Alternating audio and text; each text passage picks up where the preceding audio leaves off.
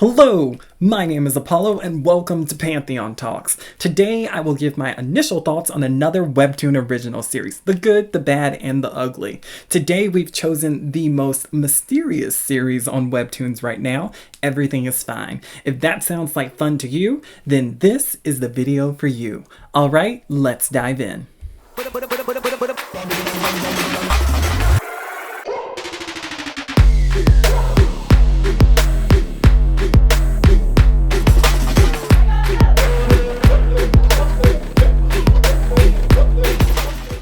The opening scene of this story can only be described as off-putting, but in a I can't look away from what's happening type of way.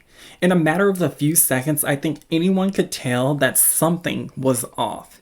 And I think that's the beauty of this series. It has a way of haunting you. Because often the most horrific situations are found in the things that appear to be the most pleasant. Everything has an air of mystery that only seemed to keep sucking me into reading the next episode. And this is coming from someone who literally hates the horror genre. I do not like being scared at all, like point blank period. However, I think this comic possibly changed my mind. Well, slightly. Maybe this comic is just the exception. The psychological elements and the mystery is just done too well to ignore. Like, how does this series make random backgrounds, headshots, close-ups, zoom-ins interesting? Somehow Mike Birchall manages to make even the most mundane and insignificant things feel like they are the most important clues to figuring out what's going on. Like, seriously, how are you doing this, Mike? Let's take the first episode, for example.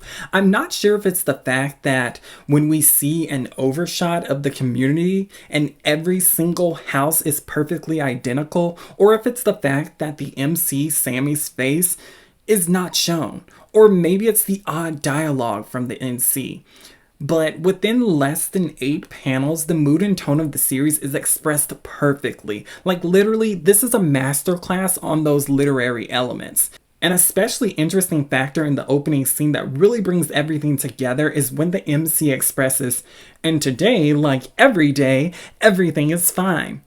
This was an immediate red flag. We all know even the most optimistic, happy-go-lucky, all-around sweetheart has bad days. No, sir. Everything is not fine. My mind immediately started turning. What type of deep psychological trauma has this person experienced to make them say all of this? Is the MC insane? Are they being held hostage? Is he possibly a serial killer? And this was the results from just the opening scene, literally those 8 panels. So basically, I was hooked immediately.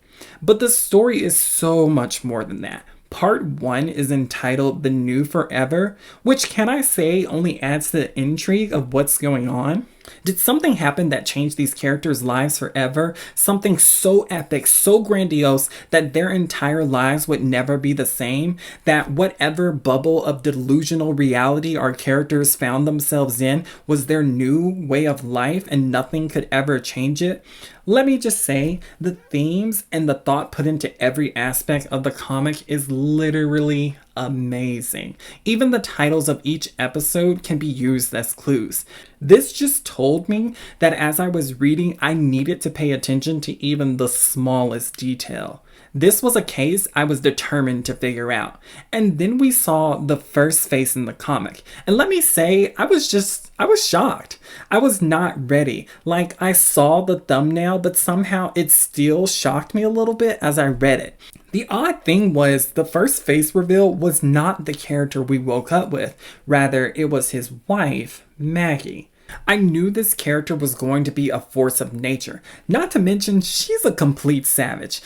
If we pay attention in the opening scene where she's introduced, Homegirl was literally burning Sammy's food.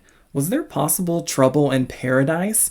The tension between these two characters is palpable. I honestly thought Maggie was trying to poison Sammy by forcing him to eat cereal. It was some sort of elaborate plan that by burning his bacon, she could finally get rid of Sammy.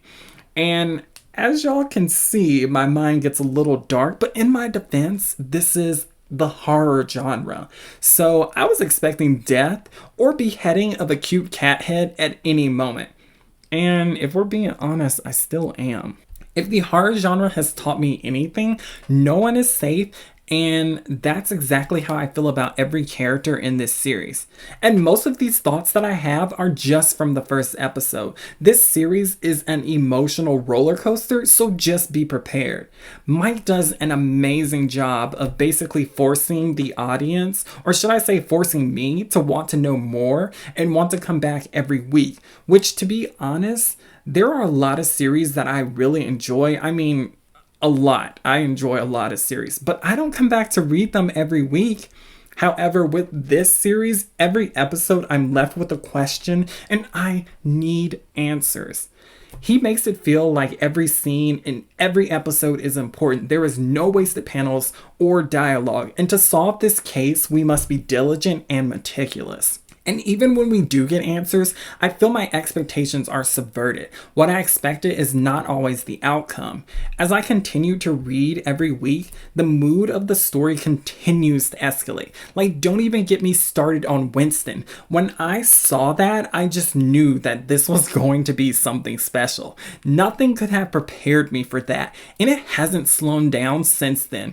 Hook after hook is set out before us, and I instantly grabbed onto the bait. Things like, where are the children? Why so much tinfoil? What does that red eye do? What's going on in Charlie's basement? As the world continued to be developed, it made me wonder if we entered into some sort of Handmaid's Tale society where the rights of individuals are being revoked for some sort of, quote, greater good.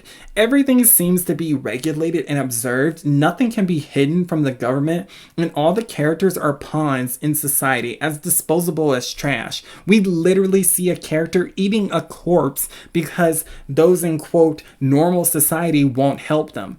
These characters pretend like they cannot see or hear these outcast individuals, even going so far as to poison the trash so that the homeless or outcasts can't eat the food from people's trash bins. There is a large fracture in the psychology of every character introduced. Everyone is being pushed to their breaking point, and chaos is bound to erupt. And if I'm being honest, I'm loving every second of it. Everything is constructed by a set of invisible rules the audience must figure out, even down to the conversations that the characters have. Not to mention the moments of silence during those conversations speaks volumes. Like, why can't y'all be honest? Is slightly negative speech, even in private, that harmful to society? Seriously. What is happening? And you think that with everyone wearing some sort of emotionless cat head prop, it would make it hard to convey the proper tone in the comic without expressive facial features? However, the comic has completely destroyed that theory. The dialogue, the angles, the composition literally elevates every scene and makes it where it's easy to understand everything, including the emotions of the characters, without their facial features ever changing. This comic can be summed up into one word: terrifying. For example, I will never look at the word munch the same again. So I highly recommend this series. And if you're interested, there is a link in the description. Please check out Everything is Fine on Webtoons, and be sure to support the creator, Mike Birchall, on all of his social media. If you have any webtoons you'd like to hear our thoughts on, then please tell us which ones in the comments below. If you enjoyed this video, please subscribe, leave us a like, a comment, and most definitely ring the bell. Be sure to follow us on all our social media accounts, link in the description. We are particularly active on Instagram, so if you want to chat with us, then feel free to pop by. All right, I'll catch you in the next video.